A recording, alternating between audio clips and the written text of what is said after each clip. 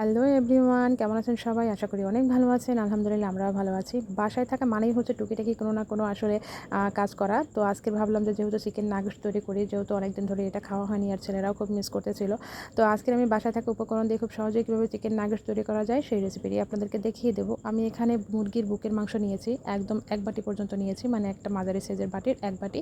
তো তার মধ্যে হচ্ছে আমি 1 চামচ আদা বাটা, 1 চামচ রসুন বাটা দিয়েছি গোলমরিচের গুঁড়া, দিয়েছি সামান্য পরিমাণে সয়া সস। আর এরপর আমি তার মধ্যে পাউরুটি দিয়ে খুব সুন্দর করে ব্লেন্ড করে নিয়েছি।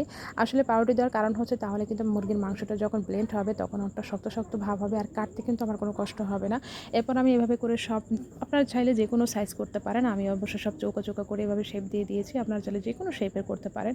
আর এরপর আমি কিন্তু এই যে ব্রেড ক্রাম্ব তৈরি করতেছি, মানে আমি বাসায় ব্রেড ক্রাম্ব তৈরি করেছি। আপনারা চাইলে বাজার থেকে যে কোনো ব্রেড ক্রাম্বের প্যাকেট কিনে নিয়ে আসতে পারেন।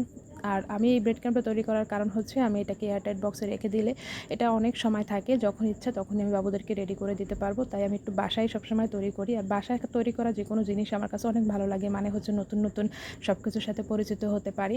তো এখন আমি ব্রেড ক্রাম্বের মধ্যেই কিন্তু চিকেন নাগেটসগুলোকে এই যে সুন্দর করে কোট করে নিচ্ছি। আর এভাবে কোট করে কিন্তু আমি একটা প্লেটে সুন্দর করে সাজিয়ে নিচ্ছি। প্লেটটা অবশ্যই বড় নেওয়ার চেষ্টা করবেন যাতে খুব সুন্দর করে সাজিয়ে নেওয়া যায়। আসলে হচ্ছে একটার উপরে একটা দিলে যখন আমরা এটা ফ্রিজে রাখবো তখন কিন্তু আসলে একটার সাথে একটা লেগে যাবে। তাই আমি এভাবে করে ছড়িয়ে ছিটিয়ে রেখেছি।